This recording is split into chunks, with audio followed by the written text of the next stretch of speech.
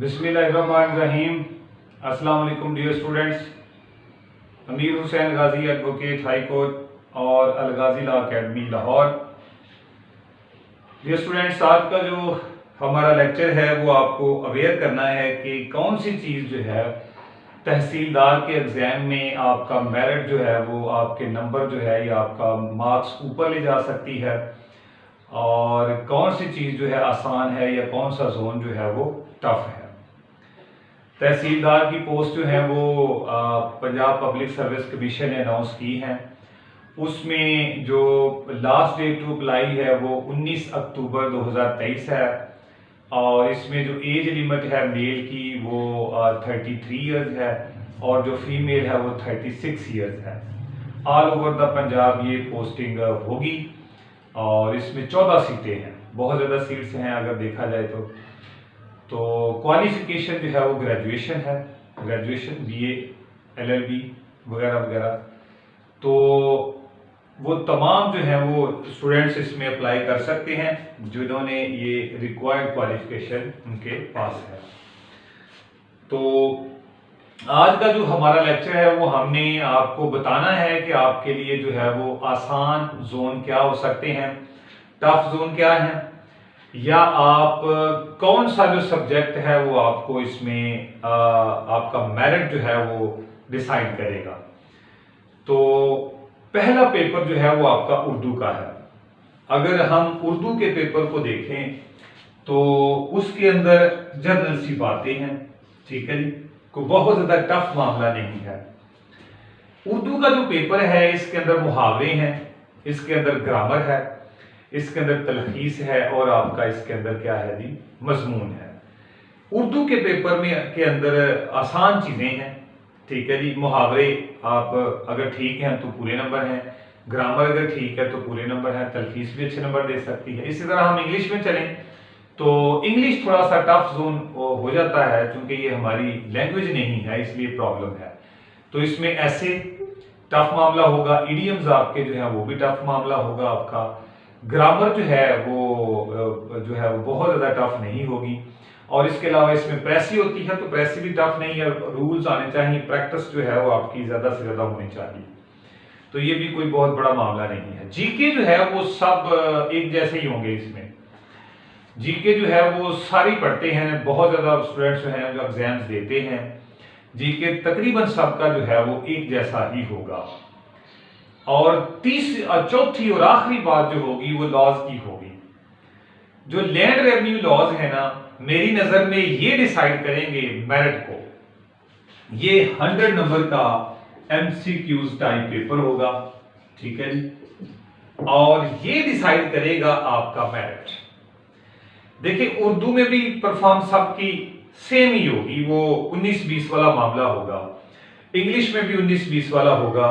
जो जीके होगा ना जी वो भी इतना ऐसा ही होगा, किसी के 70 आ गए, 80 आ गए, 85 आ गए, तो बहुत ज्यादा वहां पे भी डिफरेंस नहीं होगा।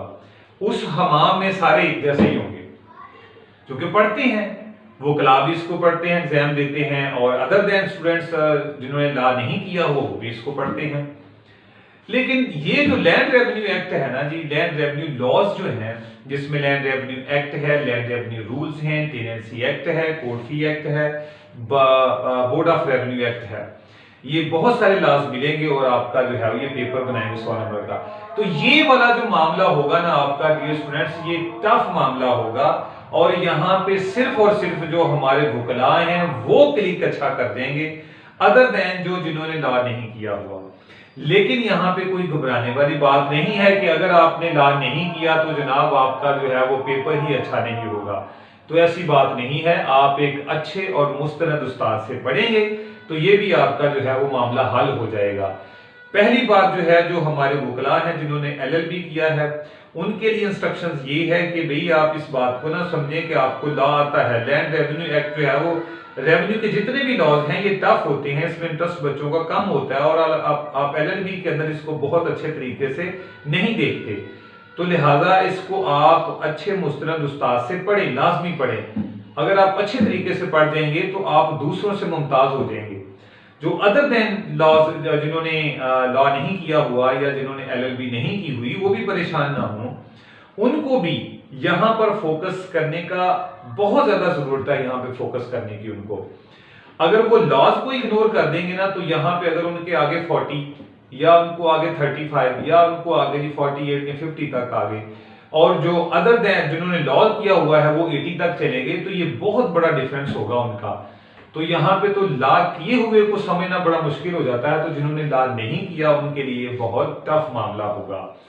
तो वो हमारे तमाम स्टूडेंट्स जिन्होंने लॉ नहीं किया, जिन्होंने एलएलबी नहीं किया, उनके लिए ये है कि ये लैंड रेवेन्यू एक्ट के ऊपर पूरी तवज्जो दें। ये 100 नंबर का है, यही मेरिट डिसाइड करेगा। तो उनको चाहिए कि फिल फॉर जो है वो अपनी अकेडमीज, अपने साथी से रब्ता करें। हमारी जो अकेडमी है अलगाजी लॉ अकेडमी, ये 13 fan road Lahore high court के पास है, आप हमसे रब्ता कर सकते हैं। और इसमें हमने जो 2 कैटेगरीज में स्टूडेंट को रखेंगे, एक जिन्होंने लॉ किया हुआ और जिन्होंने लॉ नहीं किया हुआ, सबके जो है वो वीक पॉइंट सामने रखते हुए जो है उनकी जो है तैयारी करवाई जाएगी, ठीक है जी। और तैयारी जो होगी हमारी तमाम की तमाम वो डायग्रामेटिक होगी, यानी जो भी लॉ हम आपको बनाए पढ़ाएंगे वो डायग्राम की मदद से पढ़ाएंगे। क्योंकि दुनिया में पढ़ने के 2 तरीके ही बताए गए हैं, एक माइंड मैपिंग है और एक SQ3R फार्मूला है। ये दोनों जो है वो लेक्चर हमारे अपलोडेड हैं, हम इस लेक्चर के डिस्क्रिप्शन में भी इनको रख देंगे। तो याद रखिएगा, लैंड रेवेन्यू लॉज जो है अगर आपके कमजोर हुए तो आपका मेरिट हरगिज नहीं बनेगा, और अगर ये अच्छा हो गया तो आपका मेरिट बहुत हाई जाएगा। यहाँ पे लॉ जिन्होंने किया है और जिन्होंने लॉ नहीं किया उनमें डिफरेंस जरूर आएगा, लेकिन ये है कि वो अगर मेहनत करते हैं, ज्यादा से ज्यादा जो है वो उसके ऊपर तवज्जो देते हैं, उसको अच्छे तरीके से पढ़ते हैं, तो फिर ये उनके इक्वल चले जाएंगे, ठीक है जी। तो land revenue act will decide the final merit as a whole merit, ठीक है जी। तो हमारी क्लासेज जो हैं वो आप ज्वाइन कर सकते हैं, ऑनलाइन भी और फिजिकल भी। हमारा व्हाट्सएप नंबर है 0300 4260 669।